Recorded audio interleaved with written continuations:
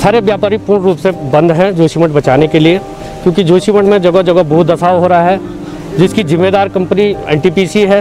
रविग्राम का आज आम जनमानस पूरे सहयोग के लिए जोशीमठ बचाओ संघर्ष समिति के साथ सड़कों पर उतरा हुआ है।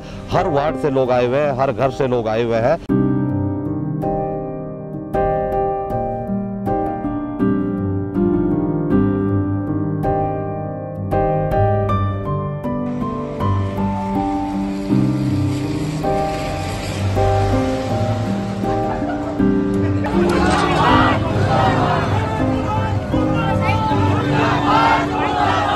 में भू धसाव की जो समस्या पिछले 2 वर्षों से लगातार बढ़ते हुए सामने आ रही थी, लेकिन पिछले 1 साल से देख रहे हैं कि बहुत ही तीव्र गति से यह धसाव की स्थितियां बढ़ी है और इस धसाव को देखकर पूरे ही वार्डों से लोग जुटे हुए हैं। मैं वार्ड सभासद रविग्राम से हूं और रविग्राम से भी पूरा संख्या बल आया हुआ है। और जैसे कि पिछला जो सर्वेक्षण यहाँ पर करवाया गया था उसमें सबसे ज़्यादा भू धसाव की जो स्थिति थी और सबसे ज़्यादा बुरी स्थिति में रविग्राम को ही माना गया था। तो रविग्राम का आज आम जनमानस पूरे सहयोग के लिए जोशीमठ बचाओ संघर्ष समिति के साथ सड़कों पर उतरा हुआ है। हर वार्ड से लोग आए हुए हैं, हर घर से लोग आए हुए हैं।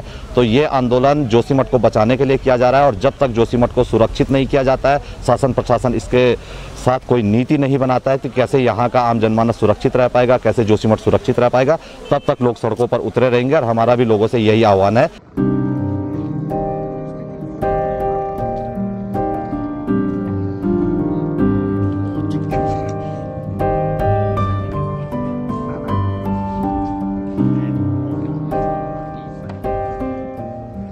क्योंकि जोशीमठ में जगह जगह भू धसाव हो रहा है, जिसकी जिम्मेदार कंपनी एनटीपीसी है।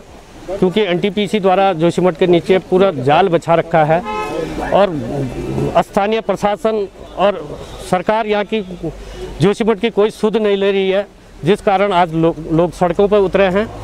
और दूसरी कंपनी यहाँ पर हेलंग मारवाड़ी बाईपास का जो निर्माणाधीन कंपनी है, वो भी नीचे जोशीमठ के जड़ों को ब्लास्ट करके हिला रही है, जिस कारण यहाँ पर बहुत ज़्यादा भू धसाव है। कई के घर फट चुके हैं, कई के दरारें उत्पन्न हो गई है, कई लोग अपने घर छोड़कर भी बाहर निकल गए हैं। तो अगर सरकार इसको जल्द से जल्द जोशीमठ की समस्याओं का निराकरण नहीं करती है, तो व्यापारी भी यहाँ का स्थानीय लोगों के साथ मिलकर उग्र आंदोलन करने को विवश रहे।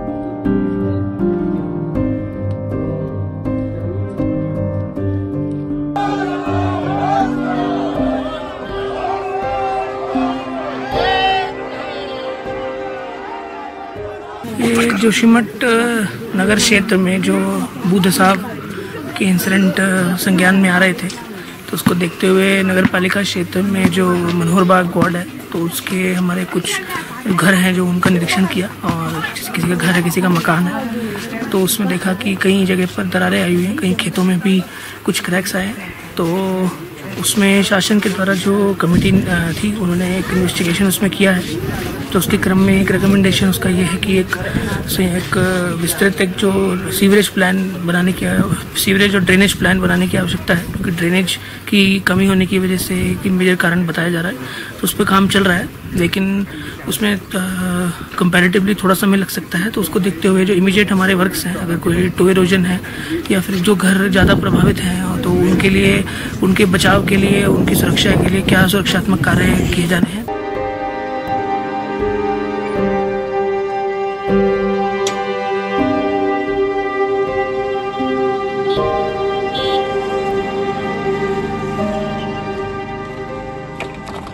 मेरा पहला सजेशन उत्तराखंड गवर्नमेंट को ये रहेगा कि जहां एक तरफ डीपीआर बनाने की बात, स्टडीज़ की बात, रिसर्च की बात हो रही है, ये तो अपनी जगह है, लेकिन इससे भी ज़्यादा कहीं बड़ी प्राथमिकता इस समय लोगों के 20-25 हज़ार लोगों के जो जोशीमठ के एरिया में रहते हैं, उनके इवैक्यूएशन को लेकर के होनी चाहिए। क्योंकि गॉड फॉरबिड कहीं कल कोई इमरजेंसी आती है तो उसके कॉन्सिक्वेंसेस क्या होंगे, वो अपने आप में बड़े स्केरी हैं, बड़े कंसर्निंग हैं।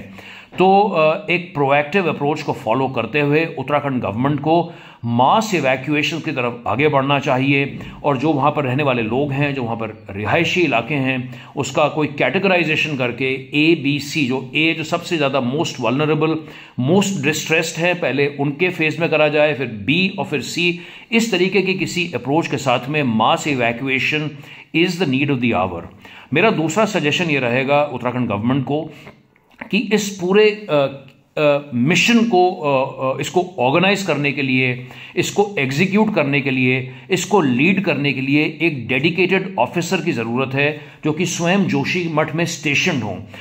अगर हम सरकार किसी ऐसे अफसर को जिम्मेदारी देती है जो बहुत सारे अलग अलग विभाग संभाल रहे हैं, तो उनके ऊपर इतना ज़्यादा वर्कलोड होता है कि उनके पास इतना समय नहीं है कि वो एक मिशन को जो है 100% जो है उसको अपना दे पाएं।